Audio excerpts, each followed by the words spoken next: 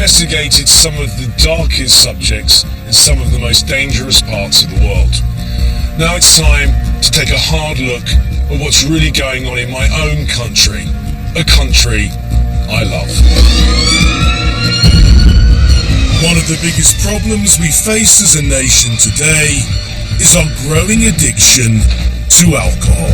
One person dies in this country every hour because of alcohol abuse. Alcohol costs the economy £21 billion a year. The thing about alcohol is once it's took everything, it always comes back for you. More and more of us are drinking too much, and the consequences can be fatal. There were 4 of us on that ward, and 2 of them didn't make it. Drinking to excess has become commonplace in every level of society. Experts believe we are sleepwalking into an alcohol epidemic. With drink getting cheaper and becoming more available by the year, I want to find out what we're doing to stop this epidemic and its cost to the nation's health.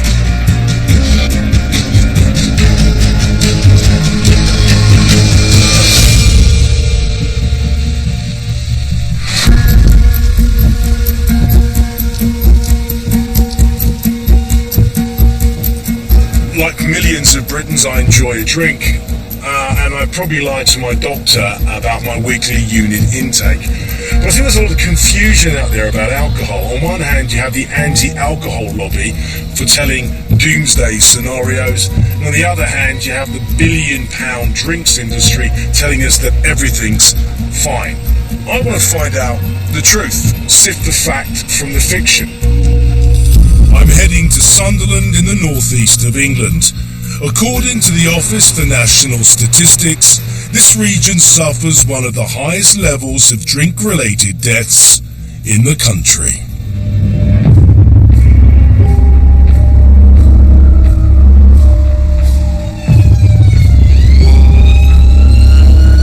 The ambulance service responds to an alcohol-related issue every 17 minutes, and this region has more alcohol-related admissions to hospital than anywhere else in the country.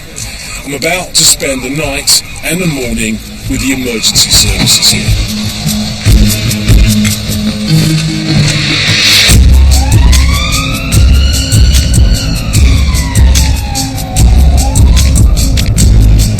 Lance has been a paramedic for 10 years and has seen a massive increase in alcohol-related calls.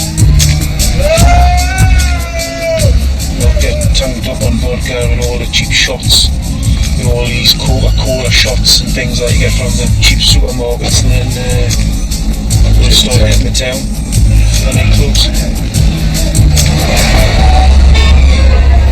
We're only a few minutes into the shift when we get our first call. Just got a call from the contact centre for a male found lying in the middle of the road, clearly intoxicated. Right, it's now 1:05. That's it, mate. Yeah. The casualty has been found unconscious by the police. Give me a hand there, yeah? What have you been up to today, Louis? You always do, you get drunk, wake up, get drunk, wake up, get drunk, wake up. Do you have pain in your chest now? Yeah, no, just you. Well, let's get you on. Let's do a few checks. Can I just pop some stickers on your chest just to do an ECG, yeah? Should you drink on a daily basis? How much would you say? About 4 or 5 bottles. A day? Yeah. Right. Big ones. But that's nice. That's a very nice thing. 70% of people who end up in hospital at night at the weekend are there because of alcohol. Just to give you a little bit more strength, mate. It is associated with good times, isn't it? You know, it's something you have at Christmas, it's something you have on your birthday. You know, it's something you crack open when you win something. But it also has another side, and that other side is very damaging.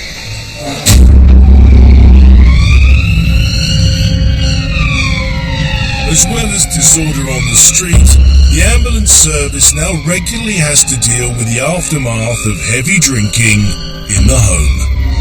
Our next call is to a domestic incident.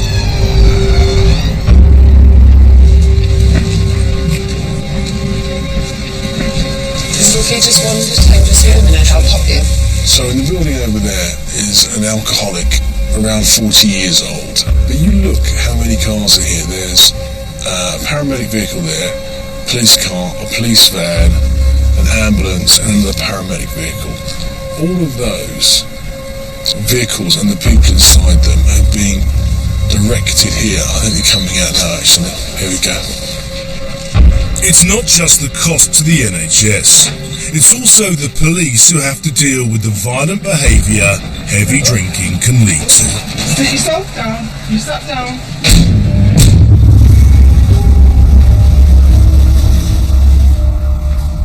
Back at the Royal Sunderland Hospital A&E department, it's 3 o'clock in the morning and casualties are still coming in. We've just heard on the radio that a guy's been admitted to A&E.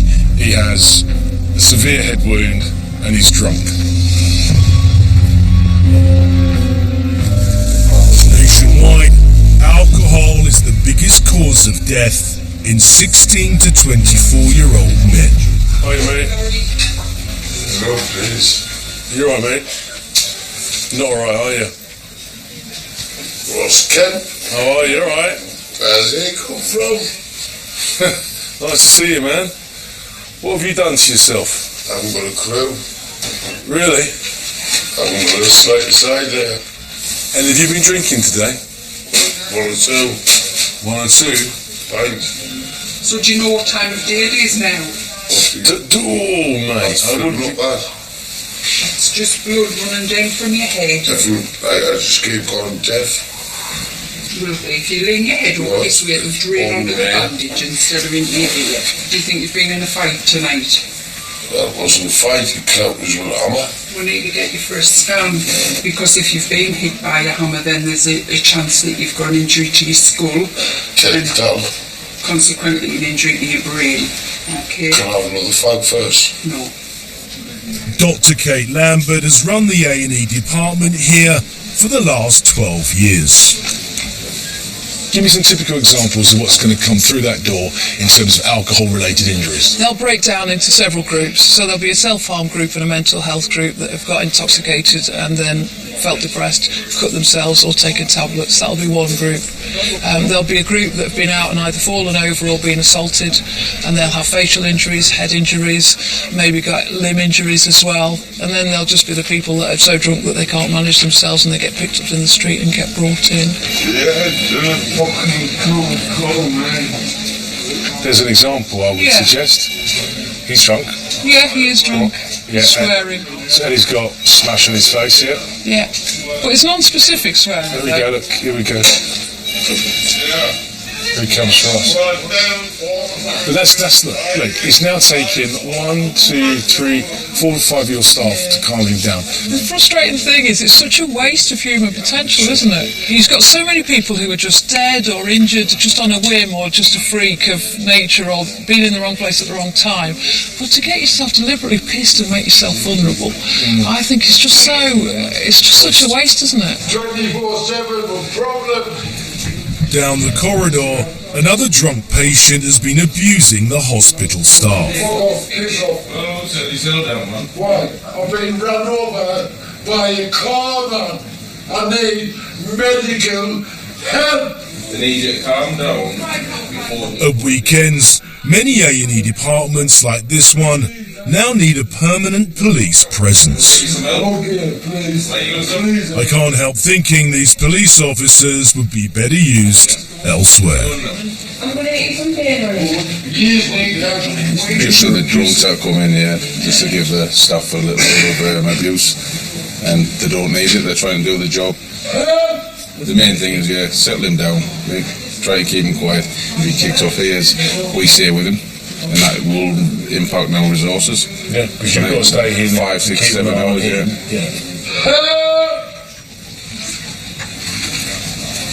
It's now 4:20 in the morning. And they're saying there hasn't been a particularly busy night so far. Well, I have to say, for me, it has definitely underlined the fact that alcohol is a massive drain on the system, on the police, on the ambulance service, on the national health as a whole, and, you know, it's also destroying lives.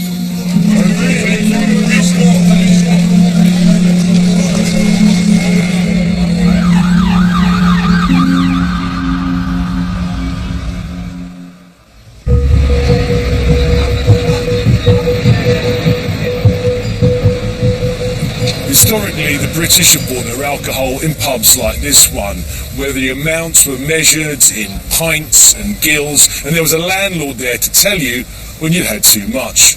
More recently, the British are buying cheaper alcohol from supermarkets and off-licences, and they're drinking behind closed doors, where the measures are as big as you like, and there's no one to call time. I wonder if it's the rapid rise in drinking at home that's creating the biggest threat to the nation's health.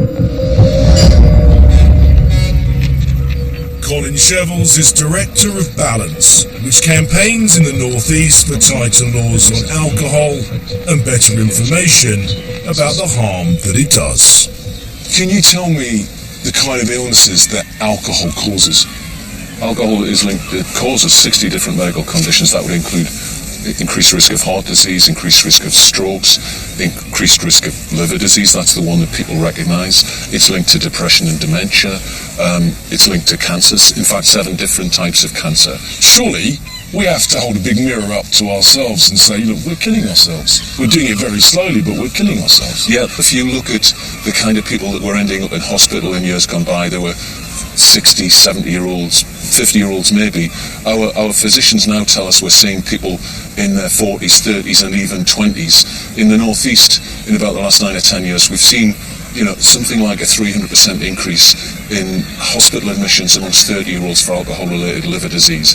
That, you know, this is a time bomb that's waiting to go off if we're not careful. In a way, do you think that there are people, say, in the middle classes that are conning themselves into thinking that they're drinking less because they drink a bottle of wine that costs £8, £10? They see a guy who's living rough on the street who's drinking, you know, cider from a bottle, and they think, well, he's really harming himself, but I'm absolutely fine.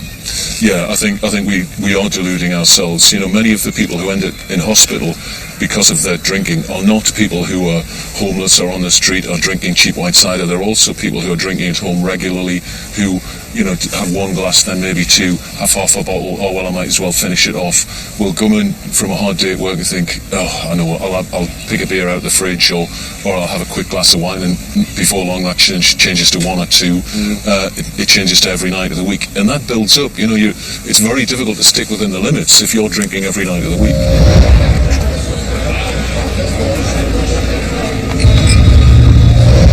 Some people may think that Colin is a scaremonger, and maybe he is. But if he is right about the liver disease, the heart disease and the cancer, then we're storing up a massive health problem for future generations.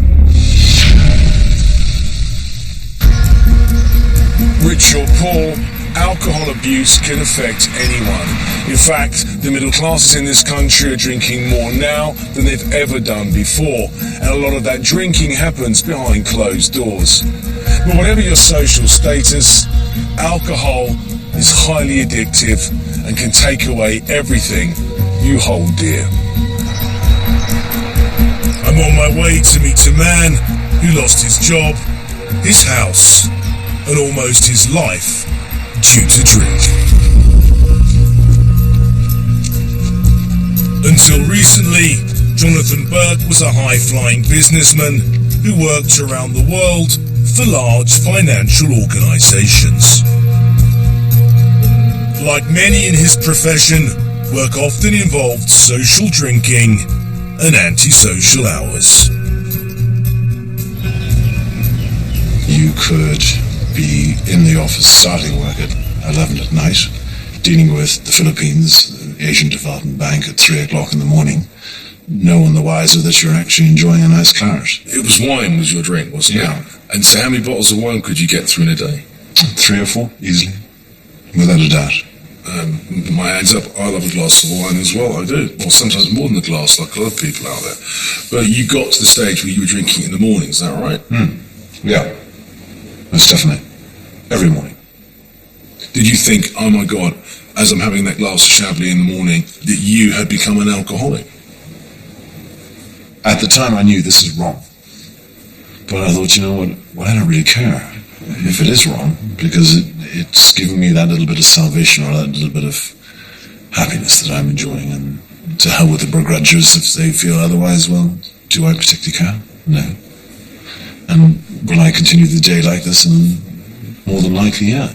Do you think, Jonathan, there is an element of glamour attached? You know, it's hard play, it's hard drinking, we're all mates together, and that's what we do, you know? Very much so. I mean, that was the culture. Work hard all week, tear it up on a rugby pitch on a Saturday, and then tear it up in the bar, and then kind of find out from everyone on the Sunday what actually happened the previous night before. Everyone was nearly in cahoots. So there was this unspoken culture of drinking, but it was accepted. Yeah, you can see this whole atmosphere of, yeah, it's all fine, it's all acceptable, but when you wake up and suddenly it's all gone, and you have literally nothing, it's a huge wake-up call. At what point did you begin to realise, Jonathan, that you had a problem with alcohol? When I went into the Royal Free myself, and they said, you realise you've got about 15 litres of fluid around your waist that we have to now drain, because your liver is no longer functioning. And then when the professors came around and various consultants, they said very clearly, if you continue, Mr. Burke, you won't see your 43rd, most definitely not your 44th. And there were 4 of us on they told you that you no were 41 years old, and no uncertain terms, you would not live longer than 3 to 4 years. Maximum. And there were 4 of us on that ward, and 2 of them didn't make it. Really? Jonathan lost everything because of his drinking. He now lives in a hostel for recovering alcoholics. Today, wealthy middle-aged people are actually far more likely to drink to excess than their less successful peers.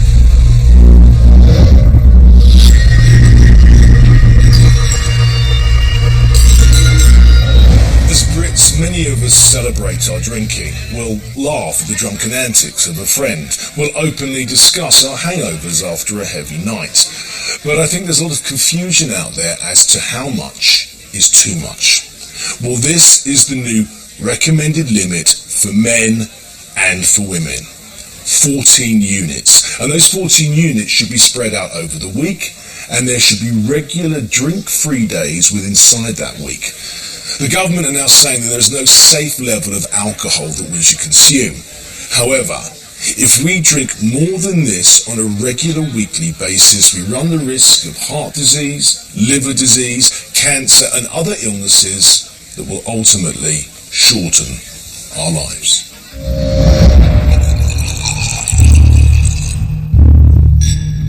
And it's not just men.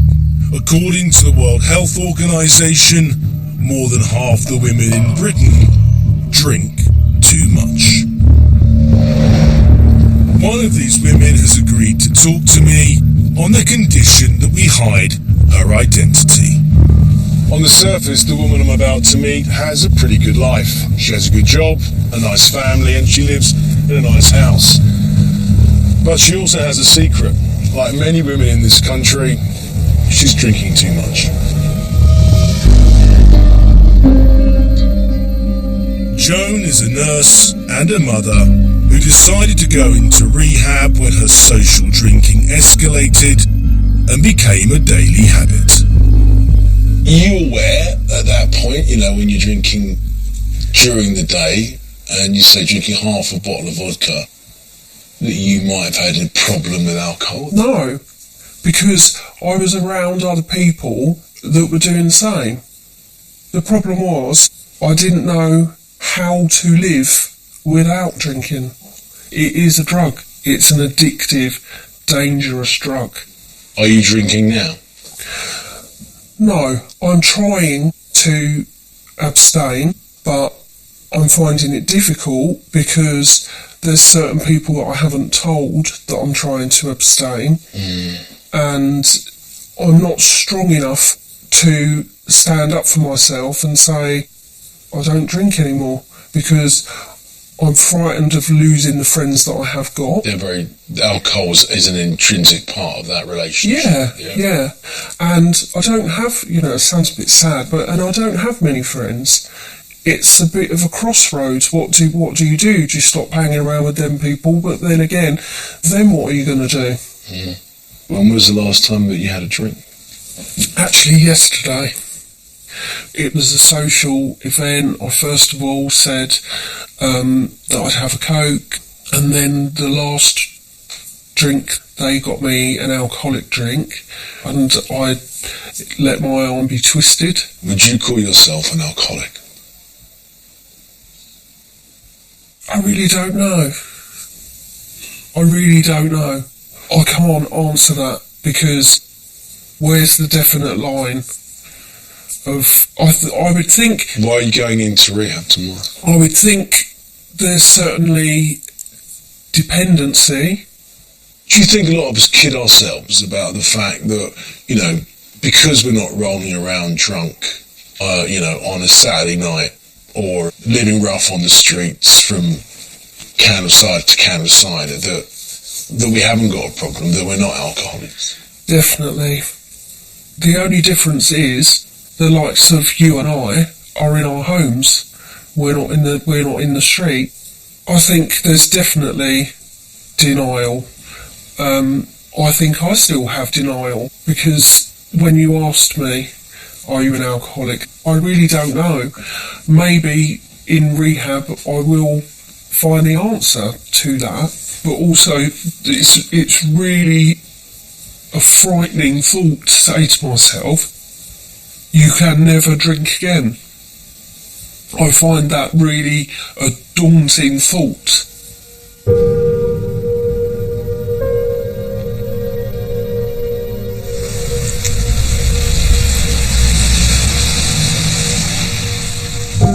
I have to admire Joan for talking to us and the fact that she's got herself into rehab, but she still couldn't really come to terms with whether she was an alcoholic or not. And I think that's down to the stigma and the shame attached to that loaded word, alcoholic. And unfortunately, that shame and stigma is stopping a lot of people, preventing them from getting help and possibly saving their lives. In 2014, over 1 million people ended up in hospital with alcohol-related problems. The cost to the taxpayer was £3.5 billion. I want to find out what the NHS is doing to tackle this alcohol epidemic.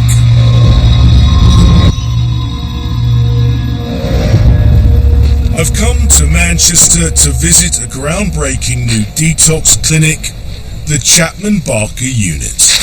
Julie? Yep, hi Ross. Nice to meet you. Nice to meet you, welcome to CBU. Well, thank you for allowing us in. Julie Hughes is team leader. It's an office, hub of activity. So what happens in here then, Julie? Everything happens in here. So this is where doctors will be, where the nursing staff are, support workers, patients know to come here for anything they need. Many alcoholics find themselves coming back to hospital time and time again with drink-related conditions. This clinic aims to break that expensive cycle by dealing with the root cause of their problems. It offers them up to a fortnight of detox with medication and therapy to get them through the worst of the withdrawal and try to help them kick the habit. One thing I'm beginning to realise, and I never realised before, is just how addictive alcohol is. Just what a hold it has on people. I socially drink, maybe I drink too much as well, but I mean, I've never realised just the grip. Well, it's changed. It's certainly changed my opinion and a lot of people. I mean, my background was more to do with the drug unit, and we merged the drug and the alcohol unit, so my background was in drugs, and I hadn't really thought about alcohol that much until we merged units quite a while ago. There isn't one part of your body it doesn't affect, not one part, and it's frightening. Right. And we see it all here. Professional people, had jobs, policemen, dentists, you name it, we get here. Some life experience that you've not coped with, stress at work. How many people come home, I'm stressed, have a glass of wine. And it's just got hold of them through whatever reason. Maybe retired. What do I do? What do I do? Got a good pension, I've got, nice bit of money. Grief. So age as well, any age? Anything. So you'll get people who are on death's door that if you don't do something now, you're really, really seriously poorly. One patient who's just finished a 2-week detox is Darren. He was a psychiatric nurse when his social drinking started to get out of control. How much were you drinking, Darren? 15 litres of white cider. 15 litres? Yes, 15 litres. Near enough every day. Well, every day. Yeah. I died twice on the operating theatre. I was stomach burst a good few years ago. Well, a lot of years ago. Yeah, I should have quit then, but I just carried on. So even though you died twice, your stomach burst, you still carried on drinking? Yeah. I thought I was invincible. If you don't do me the first time or the second time, I can carry on. So I did. So how bad was the withdrawal? The first 3 days was horrendous. Horrendous, like snakes crawling over my body, the sweats. I could wring the sheets out and fill a pool. It was that bad. Dreams were just horrible dreams about everything and anything. And I was waking up thinking they was real. Do you think that you can eradicate 21 years of heavy drinking in 14 days? No. Once I walk out them doors, that's when my journey starts. I know it's not going to be easy, but I'm only 41 and I don't want to end up with my wife burying me because I know it's killing me. My doctors told me I won't make 46. 15 litres a day, not a chance. This illness will be with me for the rest of my life. I'll never be able to duck and dive it. It's there, it's done. I'll just learn to live with it. I can never drink again. The thing about alcohol is once it's took everything, it always comes back for you. Always. Good luck, mate. Good luck with that. I want to find out what makes drink take such a hold on people. The unit's psychiatrist, Dr. Chris Daly, has been studying alcohol dependency for 20 years. Can you tell me why alcohol is so addictive?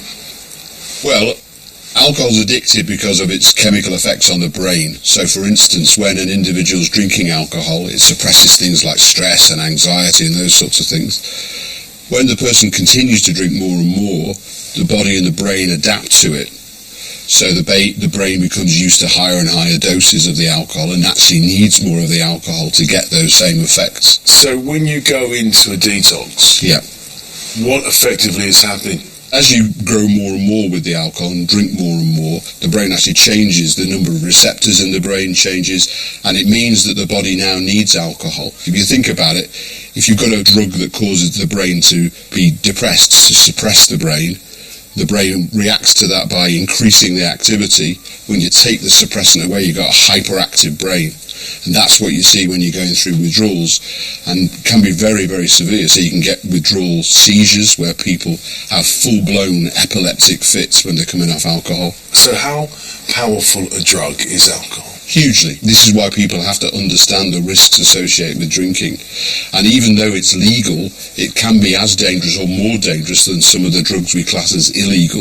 Or Class A drugs? Yes, really. Can be as dangerous as those in terms of health outcomes, yeah. Like using Class A drugs, drinking doesn't only risk damage to your health. Rita came to the unit a week ago and is leaving today after a long battle with alcohol dependency. Rita. Yes, hi. How are you? I'm fine, very well, thank you. Thank you. You're just about to leave, weren't you? Yes, today. Yeah. How do you feel about that? Apprehensive. I didn't expect to be here. Been here 1 week. I had a bad fall through drink. Split my head, hadn't realised I'd done it. Got to my mum's, she took me to the hospital, had a big gash, there was blood everywhere. So you were a binge drinker? Binge drinker, yeah. Some years ago, there was depression, which I self-medicated with alcohol, and that did become a real big problem. Drinking, it does make you secretive, it does make you lie. Did you secretly drink then? Yeah, because you feel that you're going to be judged. You feel Was that because of the stigma that's attached? Yeah, and historical events that have happened. But once I opened a bottle of wine, I couldn't just have that one. I'd have to carry on, and that was the problem. That's when I realised that it is getting a problem. So what's different this time? This time it's what I want to do. Alcohol is destroying me. It's not for me. It's stopping me from doing things. It's stopping me from getting on with my life. It has to go. Many people come back 4 or 5 times before they're ready to break their habit. But an independent report says that setting up more clinics like this one could save the NHS £27 million a year.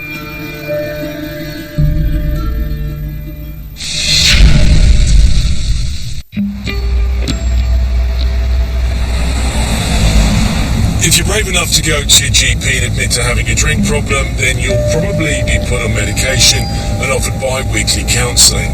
Unfortunately, that system only has about a 5% success rate. What has a far higher success rate is long-term residential rehab. I'm on my way to Oxfordshire to a place claiming to have an 87% success rate with recovering alcoholics. The Lee Community is a charity offering 6 months of residential care.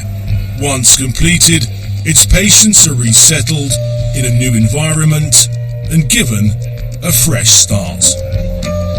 A strict regime of sobriety is celebrated every morning.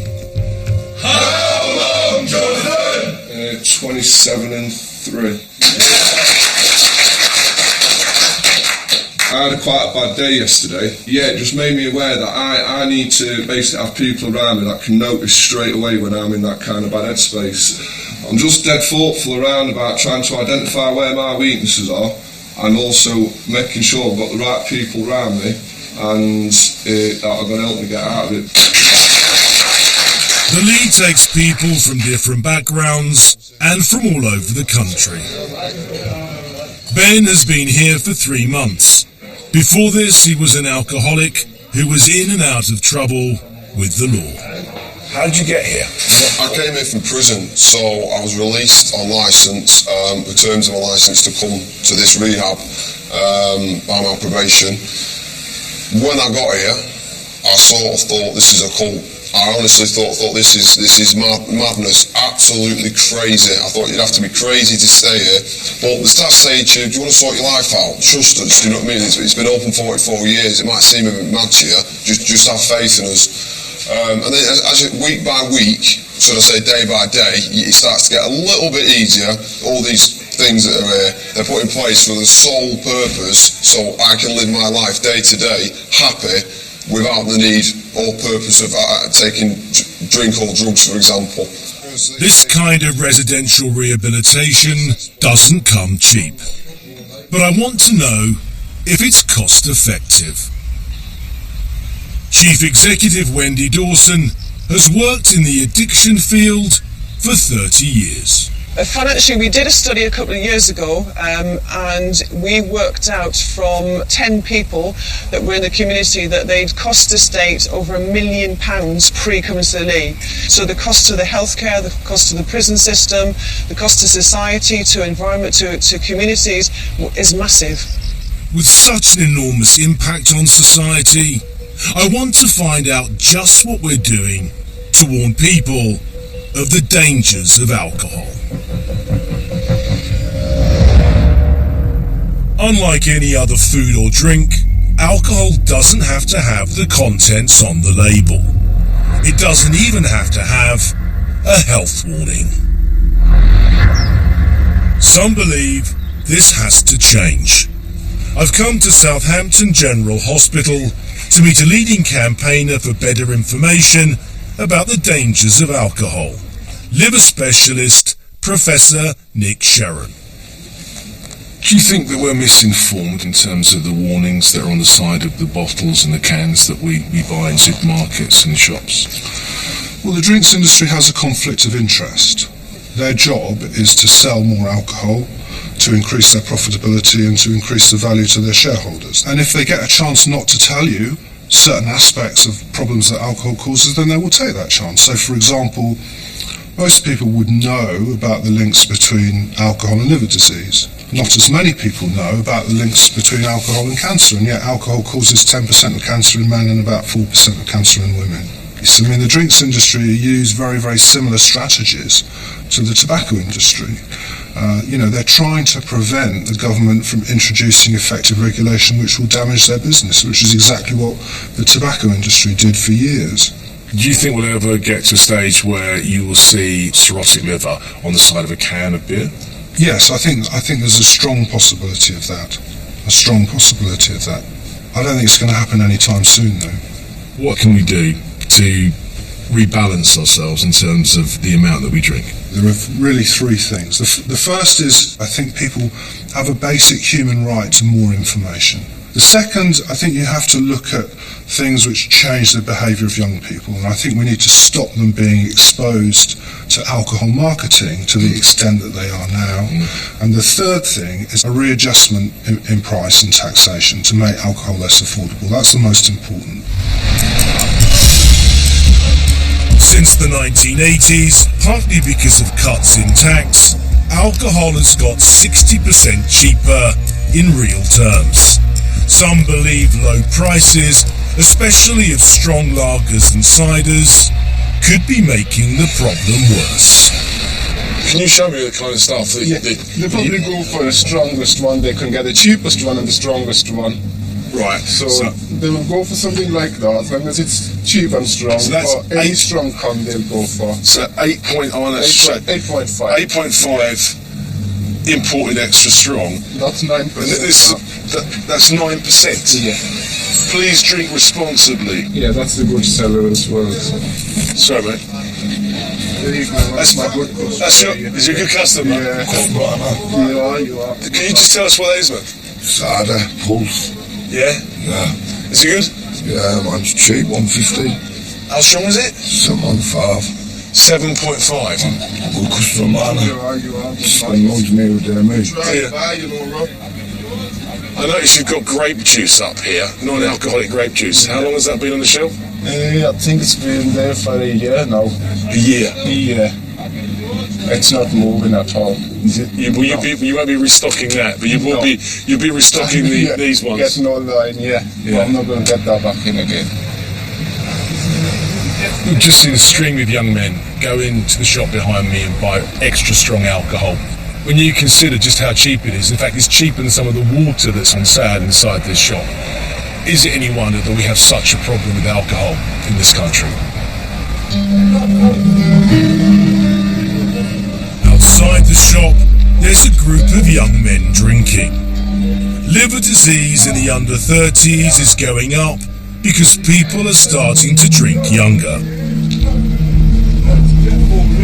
Steve began drinking when he was 14. Now 21, he regularly drinks 10 cans of strong lager a day. Steve now attends a local drop-in centre. The Moses Project is a Christian organisation that supports people with drug and alcohol problems. I'm actually trying to get into rehab. How difficult is it? But it is hard, yeah. Where I'm living. Because you're surrounded by people drinking, people taking drugs. Yeah. Jordan, 22, also started drinking when he was young and is struggling to quit. Don't get me wrong, like, up until 16-year-old, up until like about 7 weeks ago, I was doing everything and anything to get me drugs and me drink, yeah. Theft, shoplifting, burglary, that, you know, like anything, yeah. Can I ask you a personal question? Did people around you when you were growing up, did they drink? Yeah, my family, my mum, my brothers, all of them, yeah. There's 8 of us, and out of 8 of us, only 2 of them are normal, like teetotal. I mean, for all the ups and all the highs that alcohol gives you. Oh, well, that's completely off, man. Yeah, there's some pretty bad parts, but yeah. Overdoses, try to kill myself, self-harming. Really? Stuff like that, you know what I mean? All down there. What's the lowest you've been, Steve? Just homeless, really. Homeless. Sat on my own, drinking. Yeah. Bandit house. Drink to oblivion. Yeah. Wake up, don't even know where I am. I mean, you know, you're both really young. You've got a lot of your life ahead of you. What do you want to do with your life, Steve? You don't know? No. Honestly, I don't.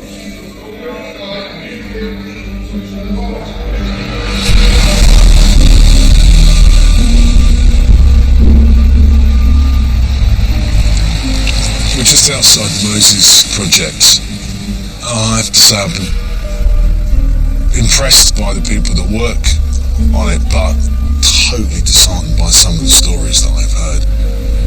If the only outlook a 21-year-old has is opening a can of beer at 8 o'clock in the morning and doing that for the rest of the day, and that is to get himself normal, then, you know, what future does that boy have unless he gets into rehab? And placing him in a situation where he's surrounded by other alcoholics is clearly not the way to go if you want to get him straight.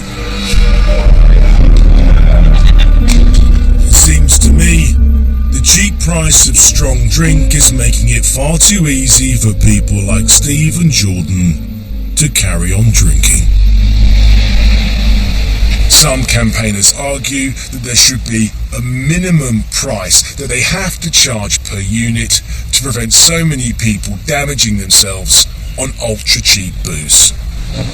In 2013, the government looked at this option, but in the end they rejected it, saying there was not enough concrete evidence that it would reduce harm. According to some, that was a big mistake. I've come to meet Doctor and Conservative MP Sarah Wollaston, who chairs the Select Health Committee.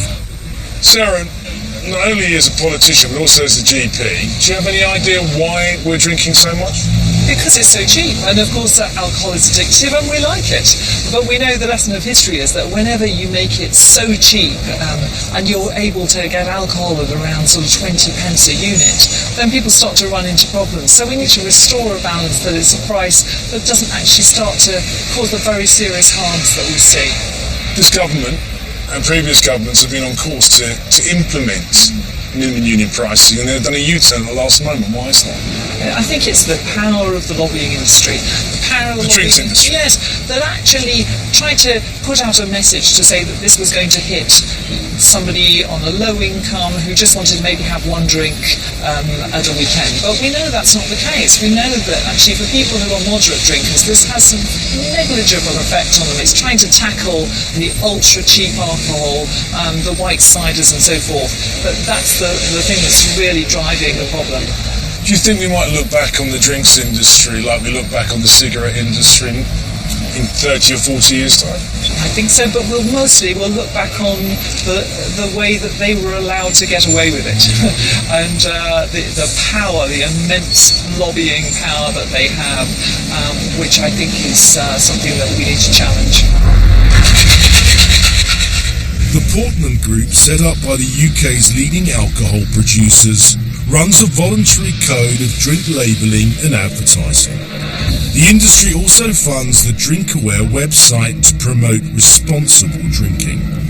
They claim this system of self-regulation is effective.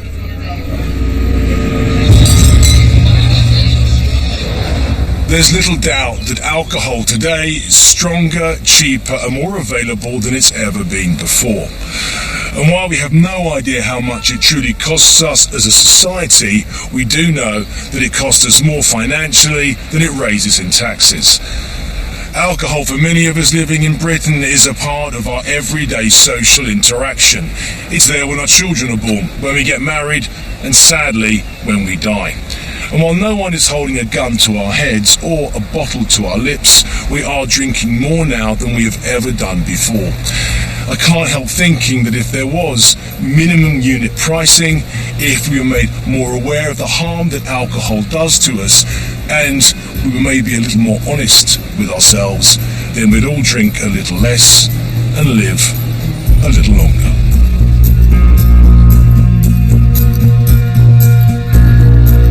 And if you've been affected by any of the issues in this programme, please go to sky.com/viewer support.